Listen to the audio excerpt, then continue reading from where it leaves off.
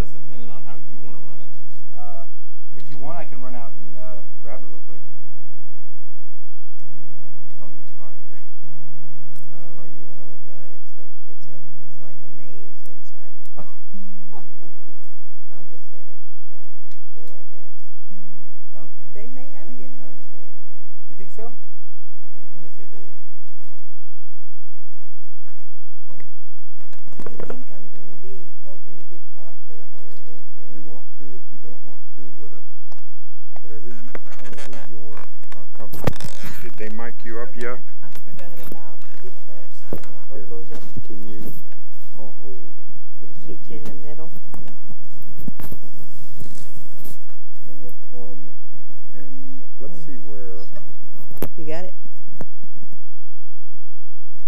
I don't have to use the strap, and then it'd be easier just to pick it up off the floor. If you're comfortable with that, I think that would be better. It would be Yeah, I think we shouldn't have the guitar for the Unfortunately, whole they deal. don't. That's But okay. What I can do is I can put my jacket down. But you know and what? have some padding there. Oh, I don't need padding. You sure? Yeah, I'm not going to use the strap. But oh, you're good. I don't have arms on the chair, so that's good. And I can just set this down like this in between songs. All right. That'll work. That'll work great. Awesome. Oh, let me get this. And we're going to test it, right? Yes. I'm gonna go make sure that everything's working in here. Okay.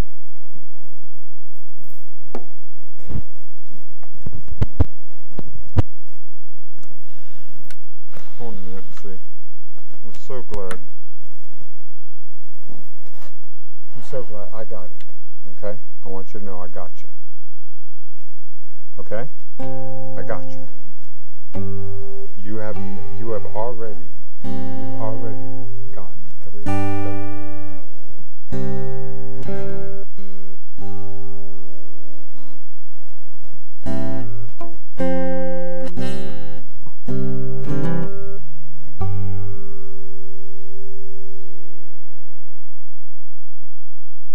Just to get people here so she knows they're coming. And so that was 5:45. I made it. Doing wonderfully. Thank you. Okay.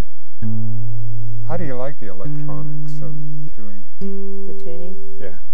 I like it pretty good. I'm not real happy with the snark. Sometimes I don't trust it and I use my ear. Yeah. But it gets me closer faster. Yeah. Yeah. So where did you? Would you play us in? Oh, right. I have to test them. Whenever you're starting, what I'd like you to, when they tell us that we're starting, but I would just keep playing and then think of something that you're gonna something that you. Oh, play a song to start it off. Yeah. Before we. Sure. I gotta get a little bit of arm on the chair. Oh, anything? Something about going to a bar, is that okay? Hell yeah. We're sitting for a visit.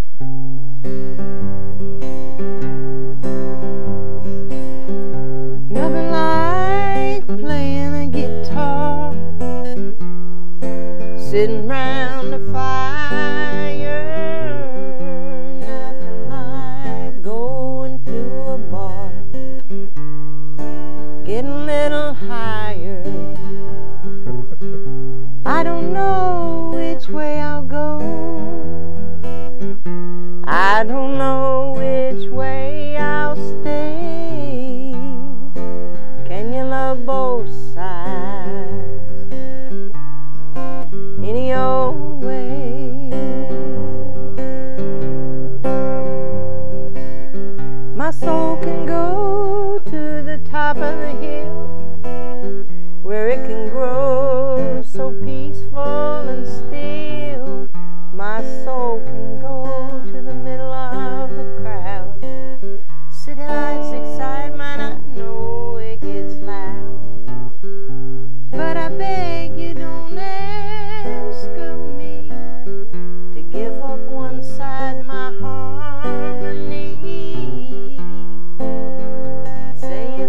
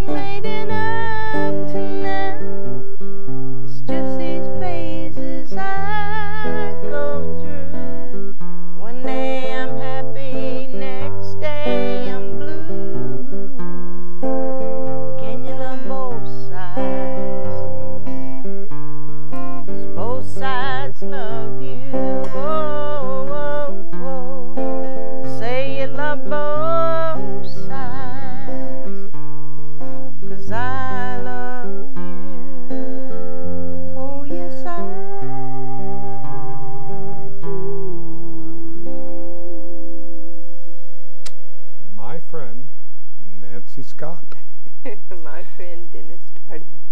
When did you pick up a guitar? How did you enter this wonderful world of music? Well, I think I was around 9 when a piano came to the house. Where were you? In Oak Ridge, Tennessee. Oh, That's right. another story. I tell people I glow in the dark, and some people get it, and some people don't know what I'm talking about. Exactly. That's where the nuclear facility is, right? Right, it's right. Oak Ridge. All right, and so? So the piano came, and I went for like 2 years, and then we moved to Lawrenceburg, Tennessee, Middle Tennessee, and I continued the piano lessons till I was somewhere toward the end of 12. Mm-hmm. And I said, Mom, I want a guitar. You know, Peter, Paul, and Mary were playing, and all the folk music was playing. Yes. And Baez had started. oh yeah, I think she. Yeah, she was a little later. She may have been a little later, but I knew all the Peter, Paul, and Mary songs. So they said, okay, we're getting rid of the piano, but you're going to have to save your allowance money for a guitar.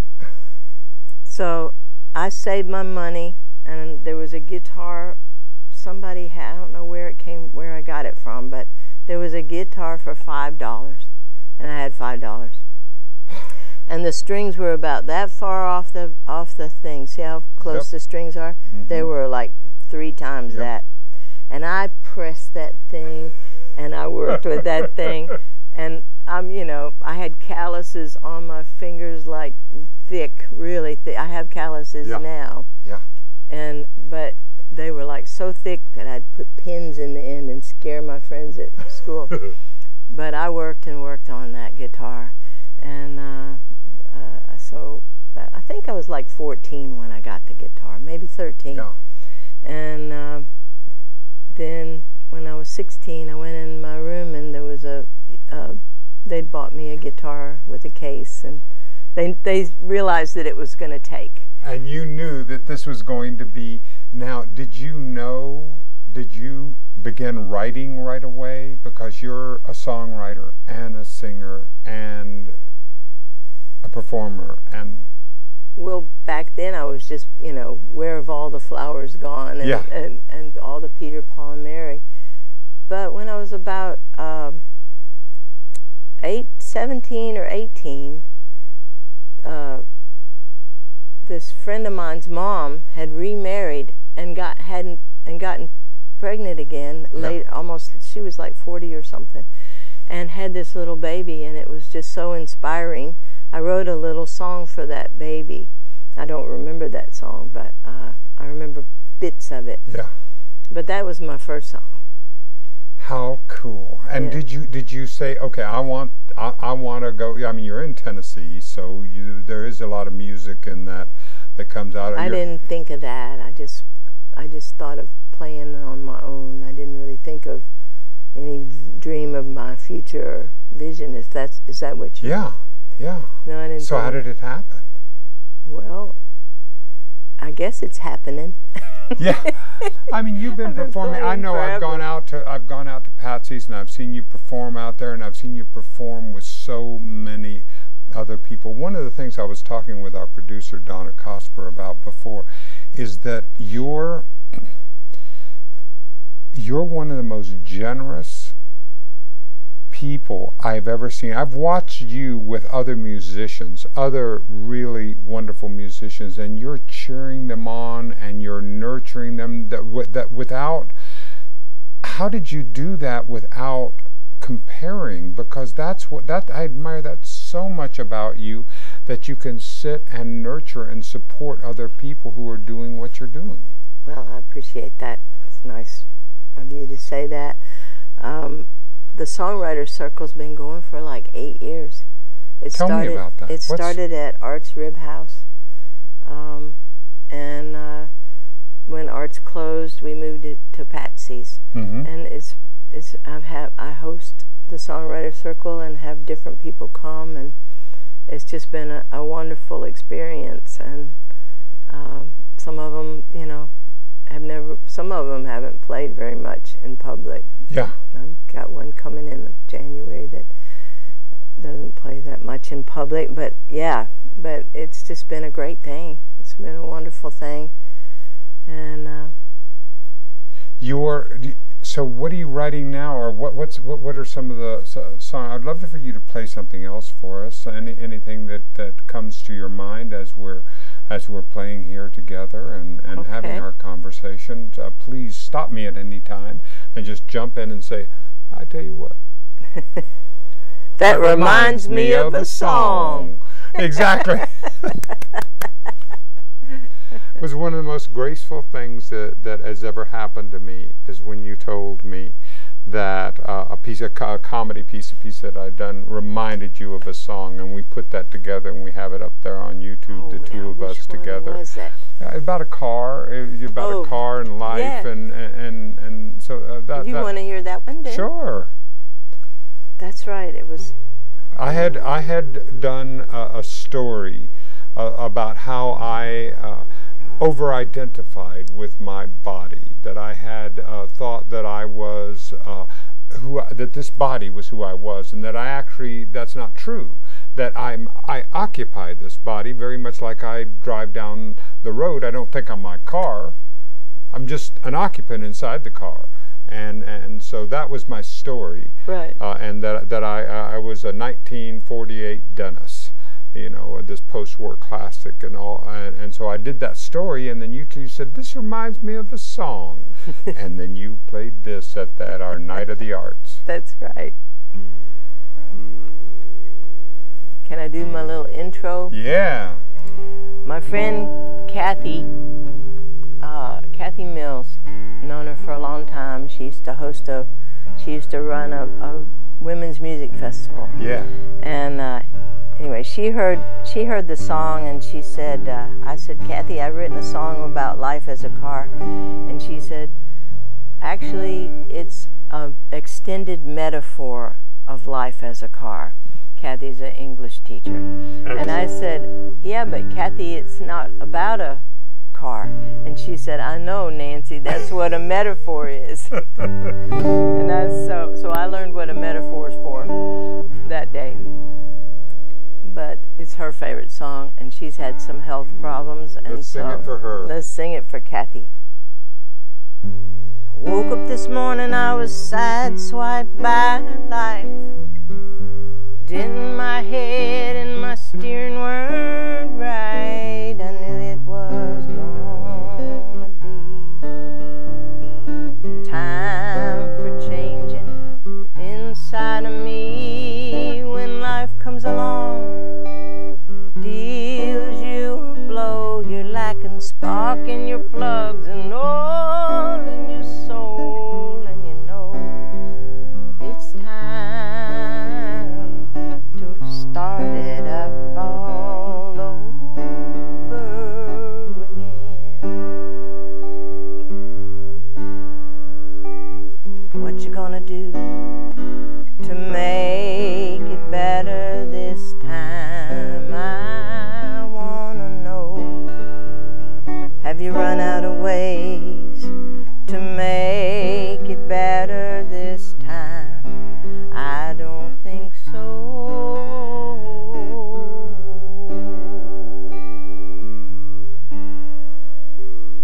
Frame's a little rusty from living at the beach. Brain's a little dusty, but it's still within reach. I got miles and miles to go. Where I'll stop, nobody knows. The paint's begun to chip off and reveal the inner core, where you know you've got to let go of that sadness gone before. 'Cause you're sure it's time to start it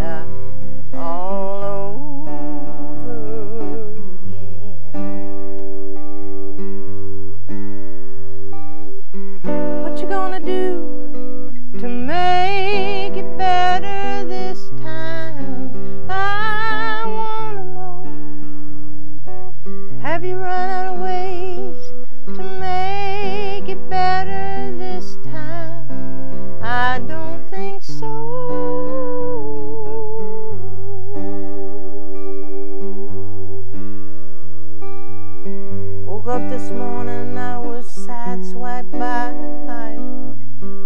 Dent in my head and my steering weren't right. I knew it was gonna be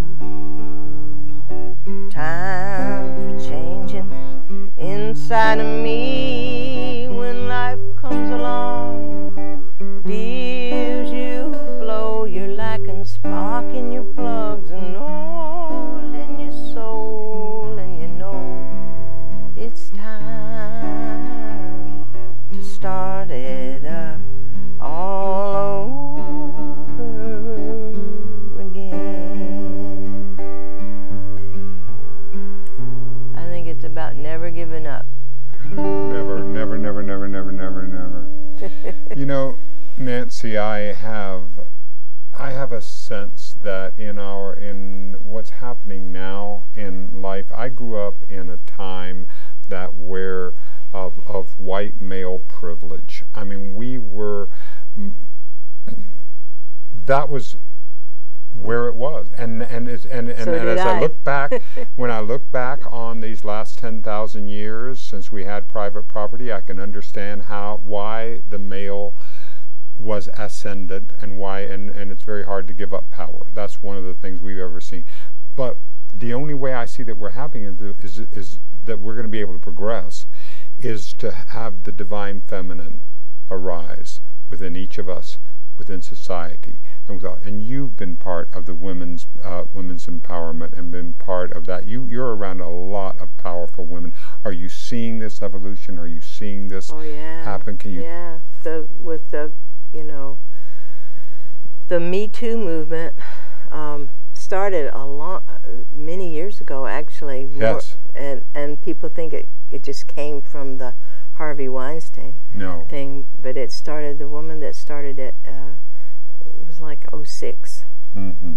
So, and that kind of thing is like, I think everybody's consciousness is getting raised that it's time. Yeah. And there's going to be people fighting against it, of course, but. Hey, how human of us, right? Right. But I'm happy about that. Me this too. Time. And it's exciting because just to see this happen, because now we are watching. Do you realize that in Nevada, that half of the legislature, Senate and the House combined, women? First time that's happened in the United States that we've actually had. So we're beginning to really to be able to get this, and it's not a giving up, because one of the things that we understand is that 1 plus 1 is greater than 2. It's synergy. That's the only way we're going to be able to get. We've gone about as far as we can go individually. We got to do it together. We got to figure out what absolutely. Yeah. So what's on your writing that you're thinking about, that you're been playing with lately? I haven't had a lot of new songs come along. I've had a few. I sang one the other night. I still want to rework that some. Mm-hmm. But when do you know when it's right to go? What do you play with it? They still evolve. They find their own. Yeah. Yeah. I mean, some of the ones I've written years and years ago have changed, have morphed over the years. So I guess it never stops, and you can record it. I mean, the way I recorded it, some of the songs in the last recording was a long time ago, and I'm trying to get myself back on the path to another recording. But I don't play some of those songs the same way that I did on the recording, so. Exactly, because you evolve with the music. It's like the metaphor of the river. You don't come up. That channel might be the same channel, but you're not meeting. That's not the same river. Right. There's been a lot that's gone through there since that time that it started. And it's the same thing that happens to you when you're playing some of. Do you have some favorites that you carry along with you that you love? Yeah, Sideswipe My Life I usually play. That's what I call that song. I forgot to get some water. Can I have a sip of yours? Would you like a sip of my water? Yes, please. Never thirst. How's that? Thank you. Good. It's nice and yeah, it's I like fresh. that one. And there's some that people have used in their weddings. And both sides of me, the first song I sang was used in a wedding. That's really sweet when people want to play your Doesn't song. it feel? Doesn't it feel? Yeah, Yeah. like I'm on the right path. Yeah.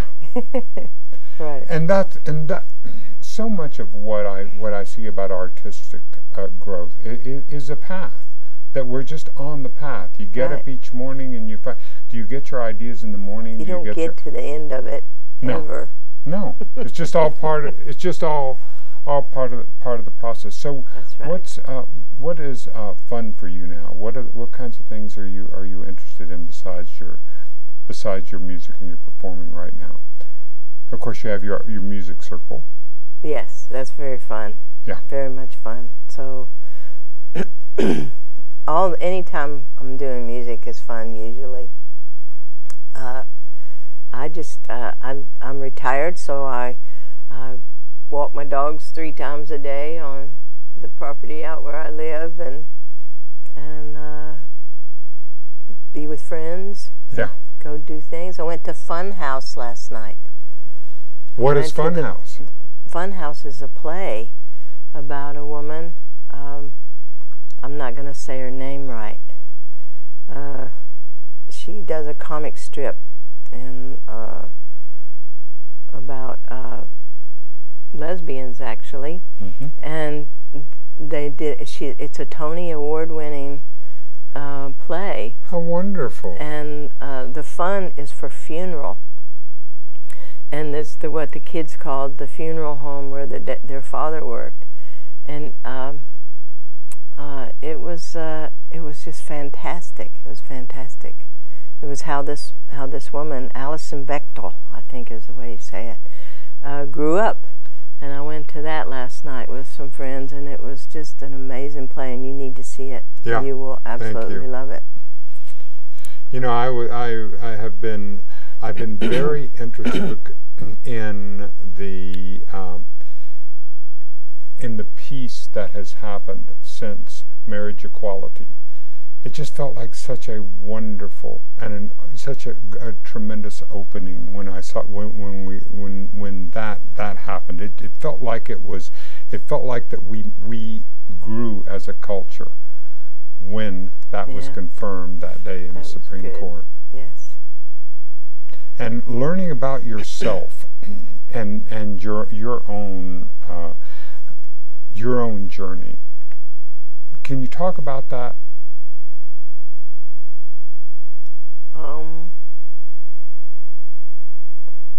It's been a journey through the hippie days and it's pretty much documented in song, a lot of it.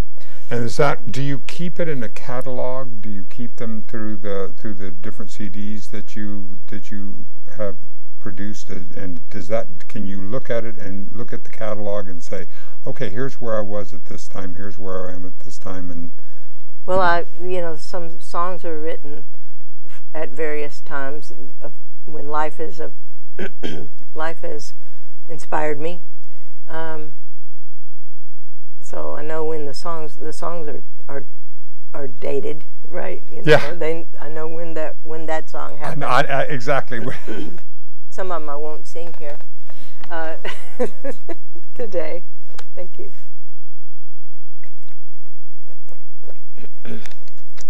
Yeah, Donna's telling us that we have a couple of minutes left. All right, so can you play something for us, please? Well, my shortest song is called the Fish Song, or Mel's Song, and I think we can squeeze it in 2 minutes. Oh, just let it go. They'll play us out. Okay.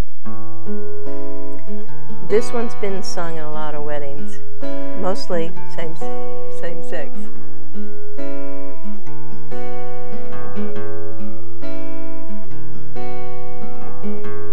I was talking to this fish who lives out in the ocean. I said, hey,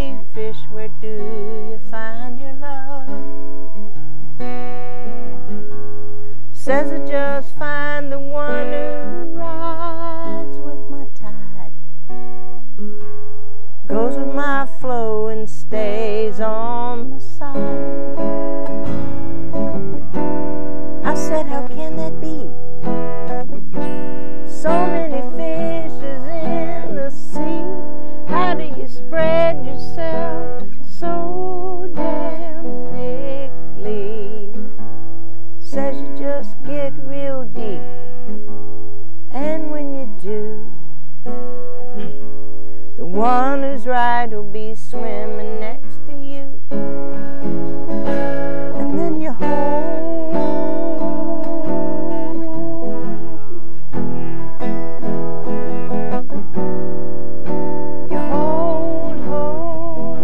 on for dear life.